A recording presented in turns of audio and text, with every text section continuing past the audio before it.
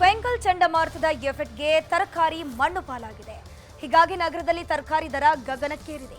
ದುಬಾರಿ ತರಕಾರಿ ಕೊಳ್ಳೋಕಾಗದೆ ಸಿಟಿ ಜನರು ತತ್ತರಿಸ್ತಿದ್ರೆ ವ್ಯಾಪಾರ ಆಗ್ತಿಲ್ಲ ಅಂತ ವ್ಯಾಪಾರಸ್ಥರು ಕಂಗಾಲಾಗಿದ್ದಾರೆ.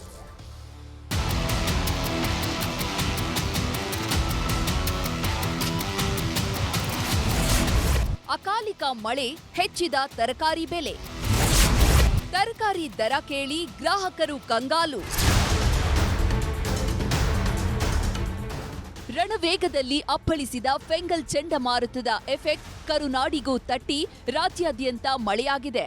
ಇದರಿಂದ ಕಟಾವಿಗೆ ಬಂದ ತರಕಾರಿ ಮಣ್ಣು ಪಾಲಾಗಿದೆ. ಪರಿಣಾಮ ಅಗತ್ಯಕ್ಕೆ ತಕ್ಕಂತೆ ತರಕಾರಿ ಪೂರೈಕೆ ಆಗದ ಕಾರಣ ಬೆಂಗಳೂರಲ್ಲಿ ತರಕಾರಿ ದರ ಗಗನಕ್ಕೇರಿದೆ. ಬೆಲೆ ಏರಿಕೆಗೆ ಕಂಗಾಲಾಗಿರೋ ಗ್ರಾಹಕರಿಗೆ ಗಾಯದ ಮೇಲೆ ಬರೆ ಎಳೆದಂತಾಗಿದೆ. ಹಾಗಾದ್ರೆ ಯಾವ ತರಕಾರಿ ರೇಟ್ ಎಷ್ಟಿದೆ ಅನ್ನೋದನ್ನ ನೋಡೋದಾದ್ರೆ, ಈರುಳ್ಳಿ ಕೆಜಿಗೆ 94 ರೂಪಾಯಿ ಆದ್ರೆ ಟೊಮ್ಯಾಟೊ 90 ರೂಪಾಯಿ ಆಗಿದೆ. ಮೆಣಸಿನಕಾಯಿ ಕೆಜಿಗೆ 58, ಶುಂಠಿ 80 ರೂಪಾಯಿ, ಬೆಂಡೆಕಾಯಿ 75, ಹಾಗಲಕಾಯಿ 40 ರೂಪಾಯಿ ಹಾಗೂ ಆಲೂಗಡ್ಡೆ 55, ಬೀನ್ಸ್ ಕೆಜಿಗೆ 75 ರೂಪಾಯಿ ಆಗಿದೆ. ತರಕಾರಿ ಬೆಲೆ ಏರಿಕೆಗೆ ವ್ಯಾಪಾರಸ್ಥರು ಹಾಗೂ ಗ್ರಾಹಕರು ಹೇಳೋದು ಹೀಗೆ. ಈ ವರಮಾನನೂ ಕಡಿಮೆ ಇದೆಲ್ಲ, ತುಂಬಾ ಕಷ್ಟ ಇದೆ, ತುಂಬಾ ತೊಂದರೆ ಆಗ್ತಾ ಇದೆ ಅಂತ. ಮೆಣಸಿನ್ಕಾಯಿ 80 ಅಂತ ಕೇಳ್ತಾರೆ, 100 ರೂಪಾಯಿ ಹೇಳ್ತಾರೆ. ತರಕಾರಿ ಎಲ್ಲ 180, 60, 70 ಎಲ್ಲ ತುಂಬಾ ಜಾಸ್ತಿ ಇದೆ ಸರ್. ಬೀನ್ಸ್ ಅದೆಲ್ಲ 150, 200 ರೂಪಾಯಿ.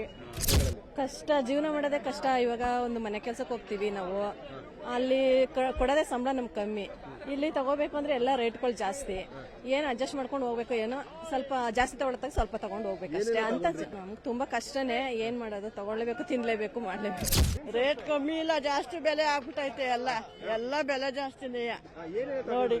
ನಾವು ಬೀನ್ಸ್ ತಗೊಂಡೆ, ಕ್ಯಾರೆಟ್, ಆಮೇಲೆ ಇದು ಏನು ಬಟಾಣಿ, ನೌಕೋಲು ಎಲ್ಲ ಸರಿಯಾಗಿ ಇವಾಗ 900 ರೂಪಾಯಿ ಆಯ್ತು. ಬರೋರೆಲ್ಲ ಕೇಳ್ಕೊಂಡ್ ಹೋಗ್ತಾರೆ. ವ್ಯಾಪಾರನೇ ಆಗಲ್ಲ. 400 ರೂಪಾಯಿ 500 ರೂಪಾಯಿ ಕೆಜಿ ಅಂದ್ರೆ ಯಾರು ತಗೊಂತಾರೆ? ಯಾಕಂದ್ರೆ ಮಳೆಯಲ್ಲಿ ಹೊಡ್ಕೊಂಡು ಹೋಯ್ತು ಅಂತಾರೆ. ನಾವೇನ್ ಮಾಡಕ್ಕಾಗತ್ತೆ?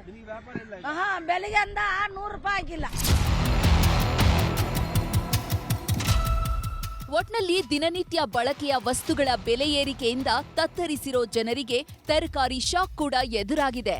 ದುಬಾರಿ ದುನಿಯಾದಲ್ಲಿ ಜನಸಾಮಾನ್ಯರ ಪಾಡೇನು ಎನ್ನುವಂತಾಗಿದೆ. ರಂಜನ್ ಶಿರ್ಲಾಲ್, ನ್ಯೂಸ್ 18 ಬೆಂಗಳೂರು.